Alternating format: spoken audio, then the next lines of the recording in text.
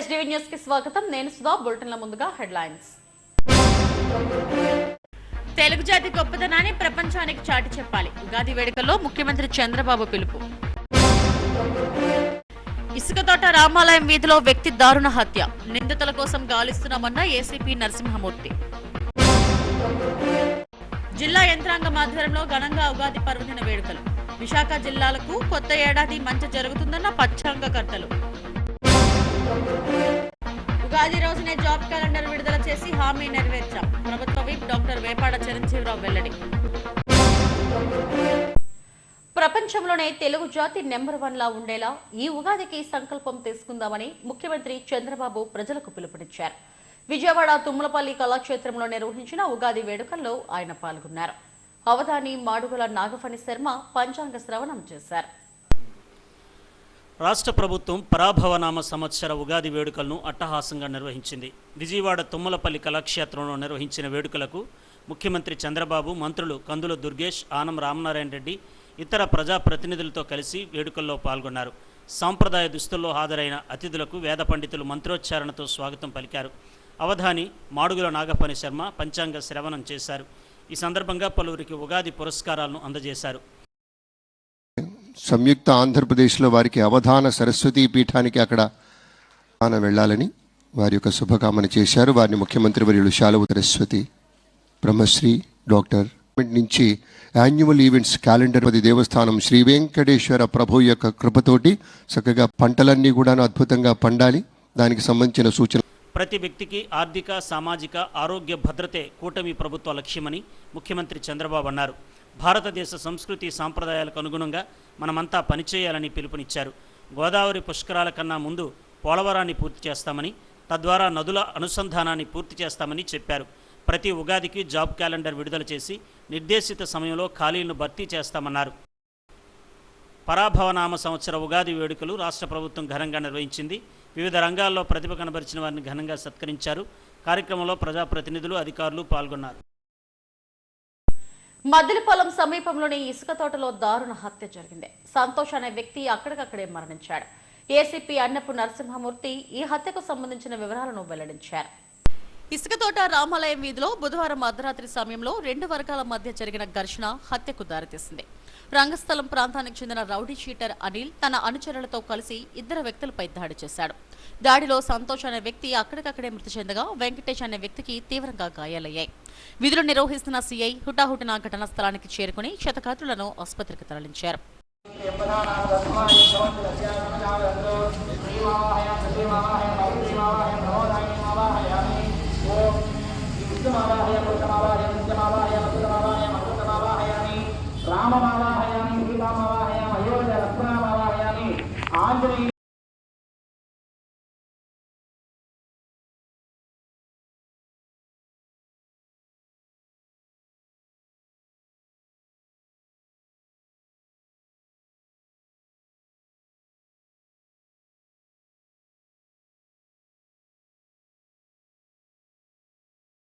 ఇరు వర్గాలకు మధ్య జరిగిన ఘర్షణలో ఓ వ్యక్తి హత్యకు గురయ్యాడని ఏసీపీ నరసింహమూర్తి అన్నారు.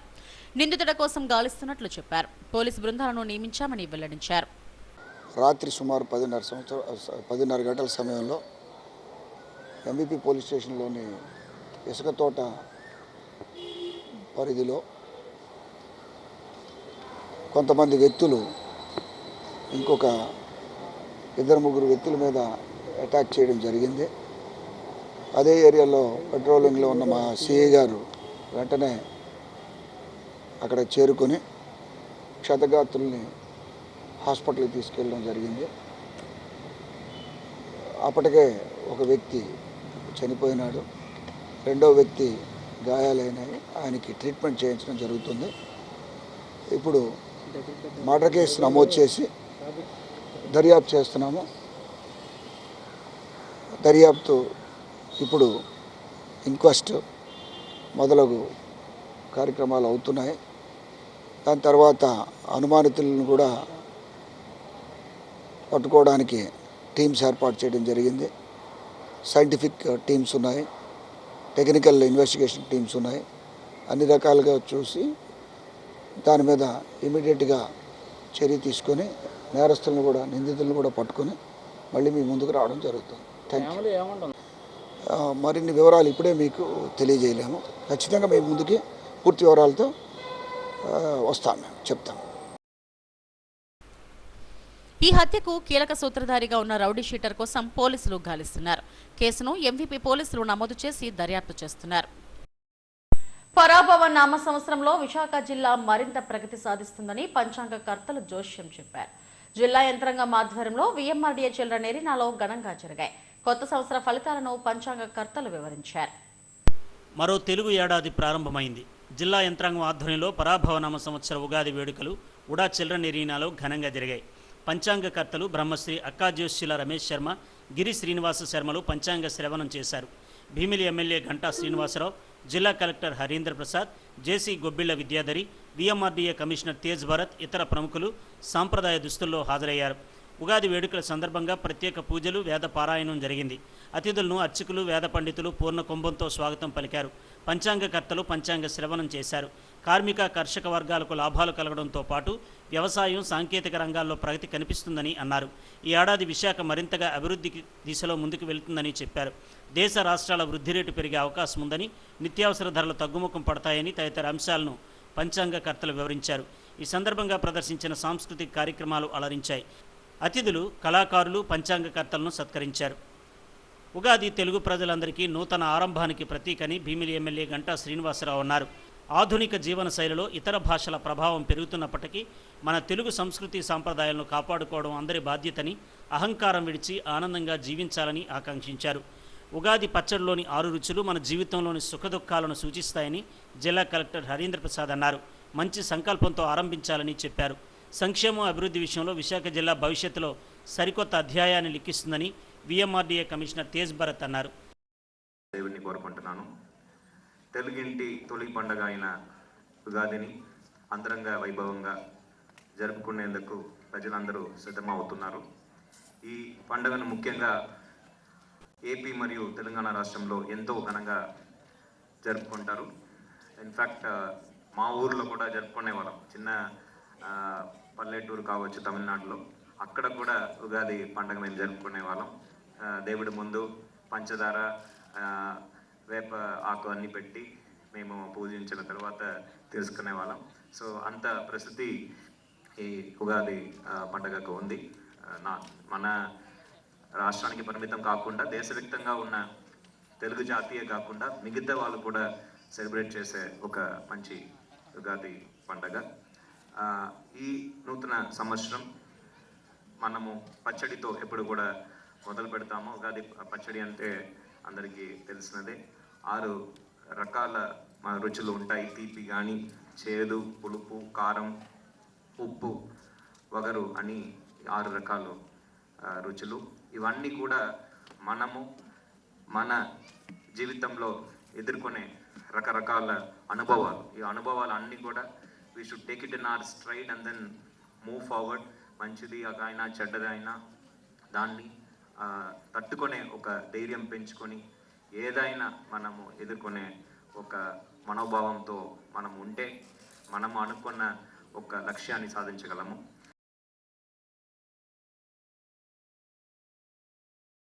అదేవిధంగా వీఎంఆర్డీఏ కమిషనర్ గారికి, సభను అలంకరించిన పెద్దలకి, వేద పండితులకి అండ్ పిల్లలకి, ప్రతి ఒక్కరికి కూడా ముఖ్యంగా తెలుగు నూతన సంవత్సర శుభాకాంక్షలు.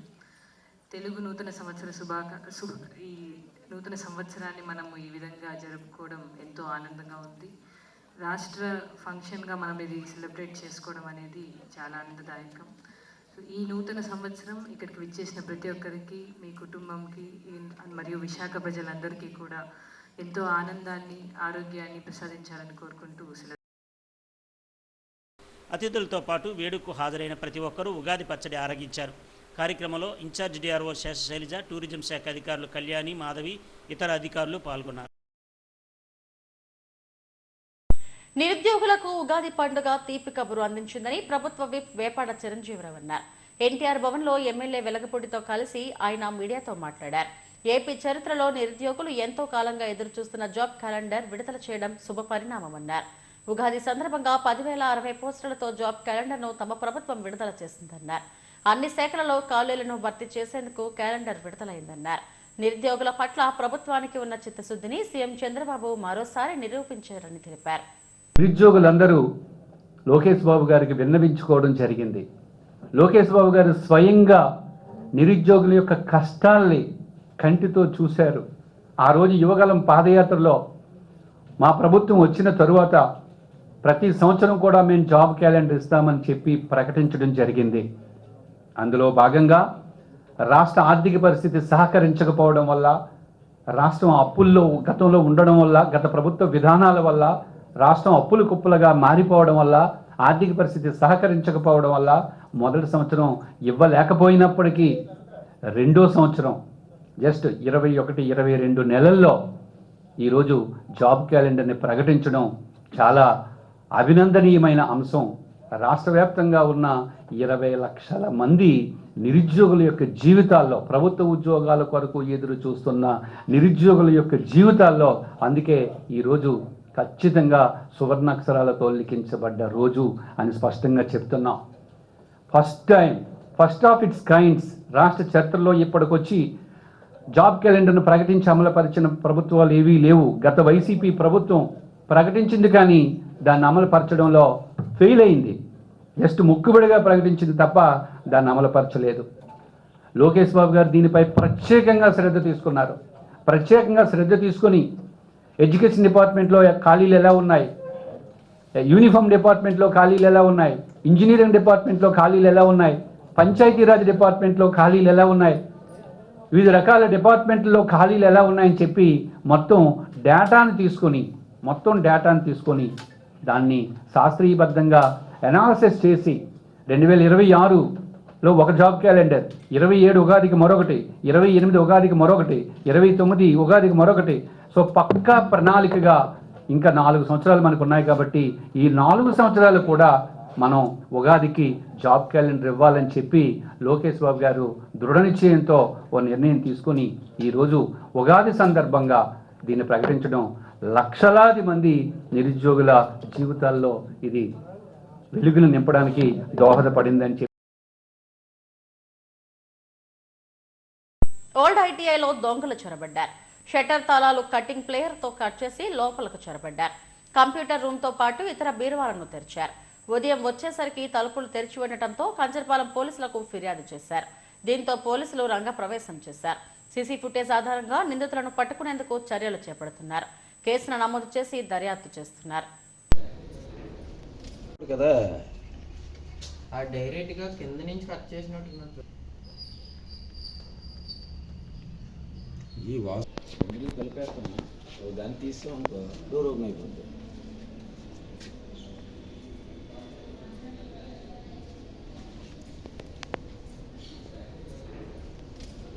కొత్త అమావాస్య సందర్భంగా గాజువాకలోని నూకాంబిక ఆలయాల్లో ప్రత్యేక పూజలు చేశారు. గాజువాక ఢిల్లీవాణిపాలెంలోని నూతనంగా నిర్మించిన ఈ ఆలయానికి భక్తులు విశేషంగా హాజరయ్యారు. అమ్మవారిని తప్పెడగుళ్ళు మేళతాళాలతో పురవీధుల్లో ఊరేగించి నైవేద్యాలు పెట్టారు. అమ్మవారు మహిమగల తల్లి అని ఆలయ కమిటీ సభ్యులు సత్యారావు, పైడికొండలు అన్నారు. లోకాల అమ్మవారి తల్లిక కొత్త అమావాస్య ఉత్సవాలు ప్రతి ఏడాది కూడా మా గ్రామంలో కాదు ఈ రాష్ట్రం మొత్తం మీద, అదేవిధంగా తెలంగాణలో కూడా ఈ అమావాస్య రోజు భక్తులు అందరూ పూజలు చేసుకుని అమ్మవారి తాలూకు ఆశీస్సులు పొందుతూ ఉంటారు.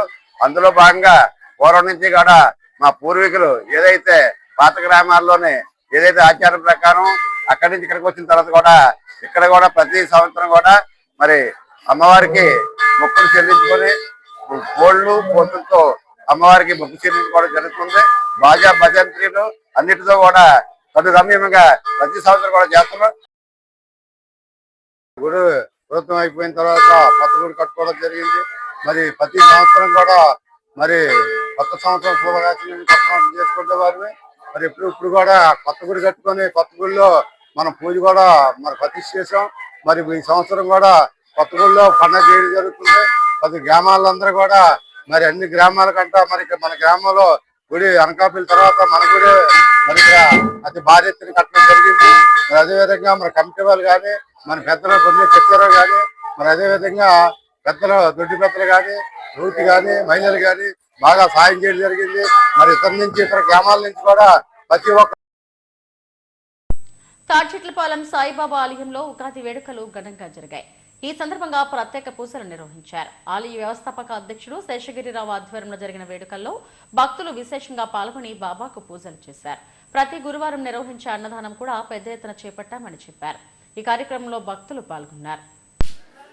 మధ్యాహ్నం 1 గంట వరకు భక్తుల స్వహస్తాలతో పాలాభిషేకం నిర్వహించడం జరిగింది. సుమారుగా 3000 లీటర్ పాలు స్వామివారికి భక్తుల స్వహస్తాలతో అభిషేకించడం జరిగింది. అలాగే 1 గంటకి స్వామివారికి అలంకరణ ఏకాంత సేవ జరిగింది. అనంతరం మహా అన్న ప్రసాదం సుమారుగా 2000 మందికి అన్నప్రసాదాన్ని అందజేయడం జరిగింది. అలాగే సాయంత్రం సంధ్యారతి అనంతరం పల్లకీ మహోత్సవం నిర్వహించడం జరిగింది. ఈ పల్లకీ మహోత్సవంలో అధిక సంఖ్యలో మహిళా భక్తులు కూడా పాల్గొని జయప్రదం చేయడం జరిగింది. అలాగే 8 గంటల నుంచి బాబావారి భజన మందిర ప్రాంగణంలో నిర్వహించడం జరిగింది. అలాగే పంచాంగ శ్రావణం 7 గంటల నుంచి పంచాంగ శ్రావణం గుడి పంతులైన వాటి వాళ్ళతోటి పంచాంగ శ్రావణం నిర్వహించడం జరిగింది. అలాగే ఉదయం నుంచి రాత్రి వరకు వచ్చిన ప్రతి భక్తుడికి ప్రసాద రూపంలో గోధుమ ప్రసాదం కానీ లేదంటే పులిహార కానీ ఇలాంటివి ప్రతి ఒక్కరికి అందజేయడం జరిగింది. సీతంపేట లక్ష్మీ గణపతి ఆలయంలో ఉగాది పర్వదినం సందర్భంగా ప్రత్యేక పూజలు నిర్వహించారు. భక్తులు పెద్ద సంఖ్యలో హాజరై స్వామిని దర్శించుకున్నారు. భక్తులకు పెద్ద ఎత్తున ప్రసాద వితరణ చేశారు. ప్రతి ఏటా ఉగాది పర్వదినాన ప్రత్యేక పూజలు నిర్వహించడం ఆనవాయితీగా వస్తుందని ఆలయ చైర్మన్ నమ్మి రవికుమార్ తెలిపారు. ఉగాది అందరి జీవితాల్లో మంచిని పెంచాలని కోరారు. ఈ కార్యక్రమంలో వేణు తదితరులు పాల్గొన్నారు. కార్యక్రమం నాకు కల్పించినందుకు ఉగాది సందర్భంగా శుభాకాంక్షలు తెలియజేసుకుంటూ గ్రామ పెద్దలకు భక్తులకు అందరికీ కూడా ముందుగా నేను తెలియజేసుకుంటున్నానండి. అలాగే గతంలో ఇది ఒక 40 సంవత్సరాలుగా సుమారు ఈ యొక్క దేవాలయం ఇక్కడ సీతమ్మపేట మెయిన్ రోడ్లో ఉండడం జరుగుతుందండి. ఎంతోమంది సేవకులు ఈ యొక్క కమిటీ సభ్యులు కూడా దీన్ని ఎంతో అభివృద్ధి చేయడం కూడా జరిగిందండి. అలాగే వాళ్ళ మార్గంలో కూడా మేము నడిచి ఇంకా భక్తులకి ఇంకా ఏదైనా సదుపాయాలు లేకపోతే సదుపాయాలు కల్పించి ఇంకా భగవంతుడు ఒక సేవలో మేము కృపలై ఇంకా మంచి కార్యక్రమాలు చేస్తామని మనస్ఫూర్తిగా కోరుకుంటున్నానండి. సీతంపేట పెద్దలకు వార్డు పెద్దలకు అందరికీ. సీతంపేటలో శ్రీరామనవమి ఉత్సవాలకు సంబంధించిన రాట మహోత్సవాన్ని ఘనంగా నిర్వహించారు. సింహాచలం దేవస్థానం ట్రస్ట్ బోర్డు మాజీ సభ్యుడు సంపంగి శ్రీనివాస్ ఆధ్వర్యంలో ప్రతి ఏటా ఉత్సవాలను ఘనంగా నిర్వహిస్తారు. ఈ నెల 27న శ్రీరామనవమి వేడుకల్లో సీతారామ కళ్యాణాన్ని ఘనంగా నిర్వహించనున్నారు. దీనికి సంబంధించిన రాట మహోత్సవంలో ప్రత్యేక పూజలు చేశారు. ఈ కార్యక్రమంలో గోవింద్, జనసేన వార్డు నాయకుడు శ్రీను, సారిపల్లి సంతోష్, శ్రీను, శ్రీధర్, నమ్మి వెంకట్ తదితరులు పాల్గొన్నారు.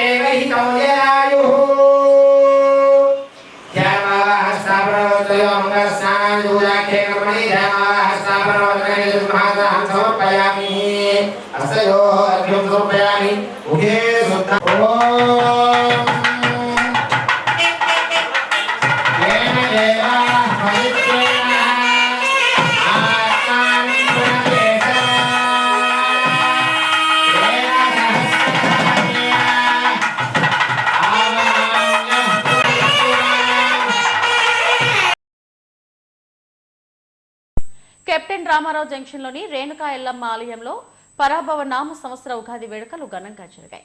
26 ఏళ్లుగా ఆలయ అభివృద్ధిలో భాగస్వామిగా నిలిచిన దాతలు ఆలయ కమిటీ సభ్యులను సత్కరించారు.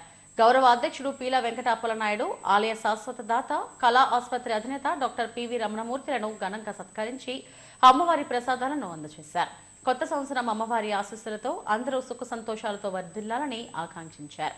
ఈ కార్యక్రమంలో ఆలయ కార్యదర్శి బొడ్డు పోలారావు, ఆలయ అధ్యక్షుడు కర్రి నీలకంఠం, బొడ్డేటి ప్రసాద్ తదితరులు పాల్గొన్నారు.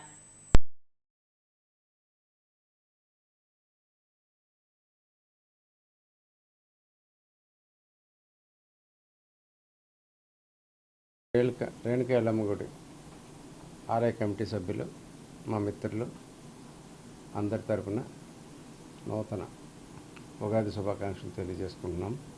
ఈ సందర్భంగా ఉగాదిని పురస్కరించుకొని మా ఆలయ కమిటీ సభ్యులందరూ ప్రసాద వితరణ చేసే కార్యక్రమంలో నా దగ్గర కూడా రావడం జరిగింది. వారందరికీ ధన్యవాదాలు. అమ్మవారి ఆశీస్సులు, దేవుడి ఆశీస్సులు ఎల్లకాలం ముఖ్యంగా ఆ ప్రాంతం మా మిత్ర బృందం అందరి మీద, వారి కుటుంబాల మీద, అల్లిపురం ఏరియా భక్త జనకోట అందరికి పైన ఉండాలని కోరుకుంటున్నాను. మరొకసారి అందరికీ ఉగాది శుభాకాంక్షలు తెలియజేసుకుంటున్నాను. నమస్కారం. Thank you. పరాభవనామ సంవత్సర నూతన సంవత్సర శుభాకాంక్షలు.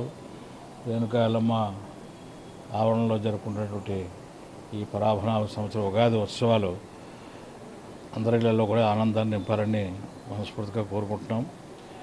భూమి మీద దుష్ట శక్తులన్నీ కూడా పరాభవంతో అంతరించిపోవాలి. ఇది నా తాలూకా అభిలాష. అందరూ బాగుండాలి.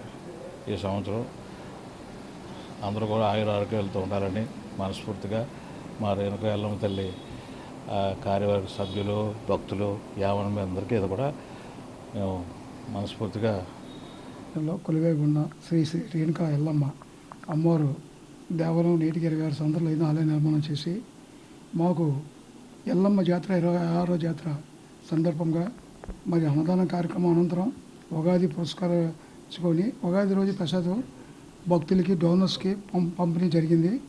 మరి మాకు 4 పిల్లర్స్ ఉన్నాయి మా టెంపుల్కి.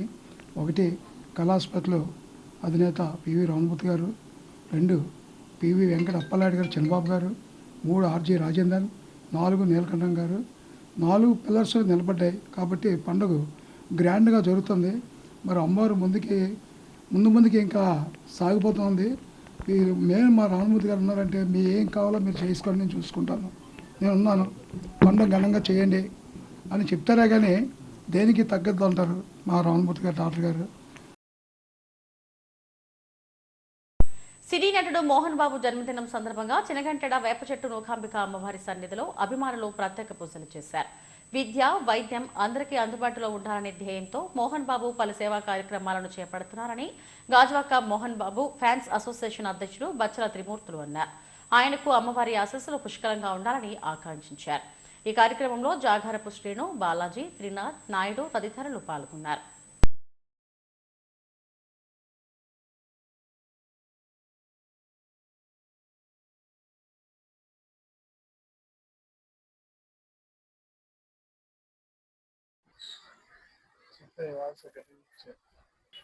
అందరికీ ఉండాలని చెప్పి మా డాక్టర్ మోహన్ బాబు గారు జన్మదిన వేడుకలు ఏదో కేకులు కట్ చేయడాలు, ఏదో కార్యక్రమాలు కాకుండా స్వామివారి అమ్మవారి ఆశీస్సులు మా డాక్టర్ మోహన్ బాబు గారి మీద ఉండాలని చెప్పి, అలాగే అమ్మవారిని చిత్రపటాన్ని తయారు చేసి ఈవేళ ఇక్కడ ప్రతిష్ఠ చేయడం జరిగింది.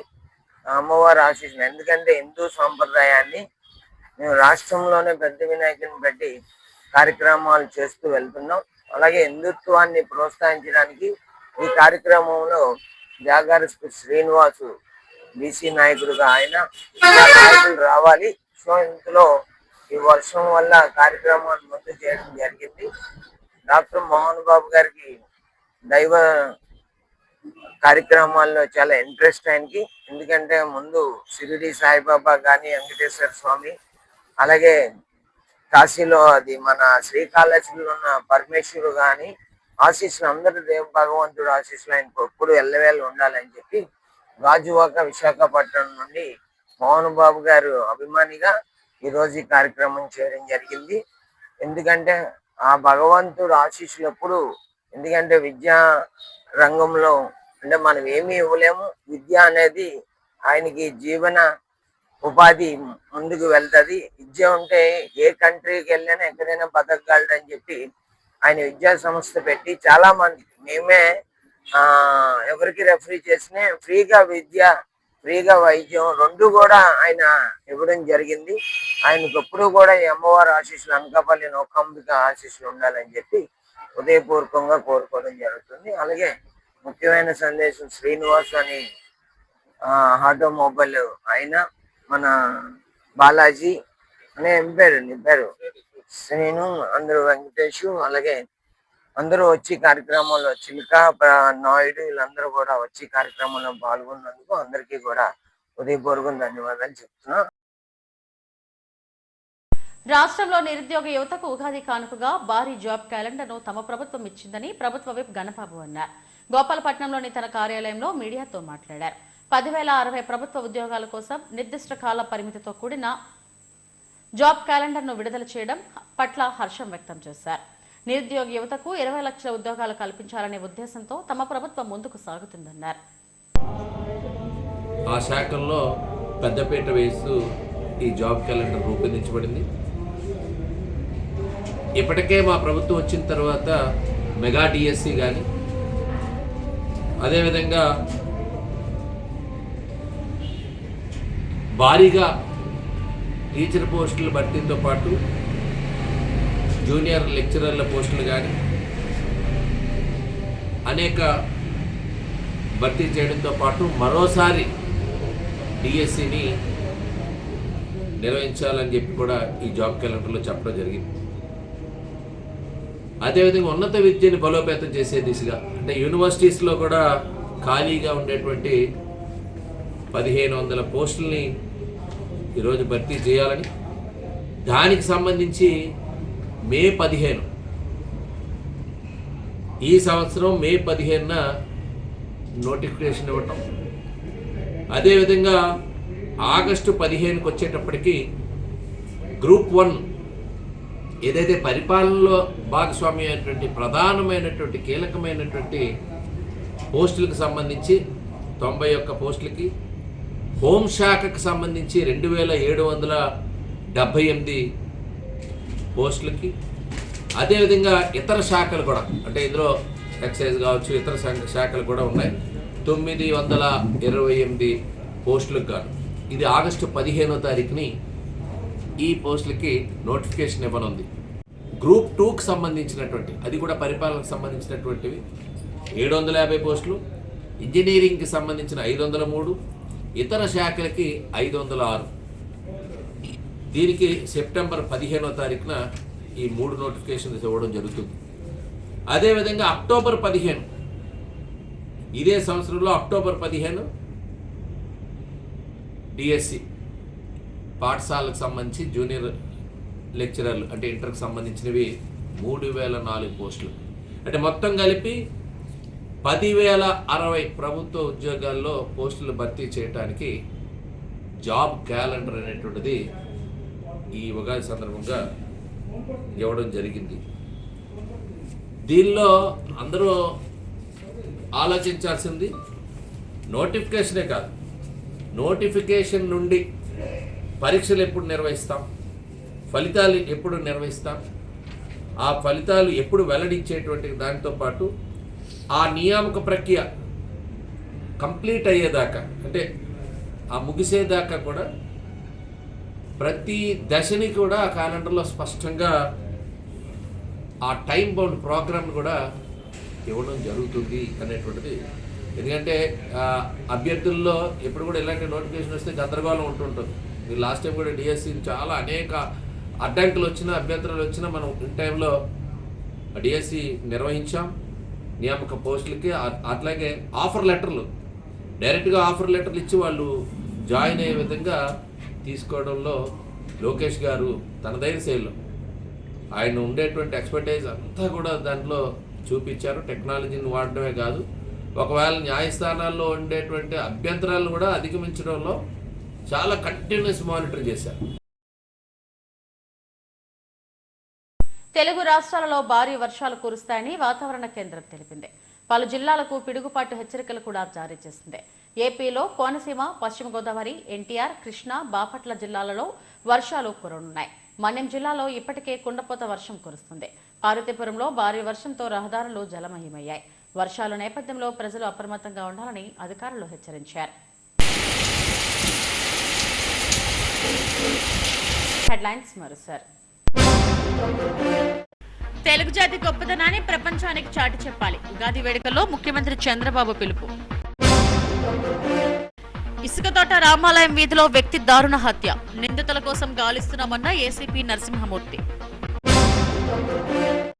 జిల్లా యంత్రాంగం ఆధ్వర్యంలో ఘనంగా ఉగాది పర్వదిన వేడుకలు. విశాఖ జిల్లాలకు కొత్త ఏడాది మంచి జరుగుతుందన్న పంచాంగకర్తలు.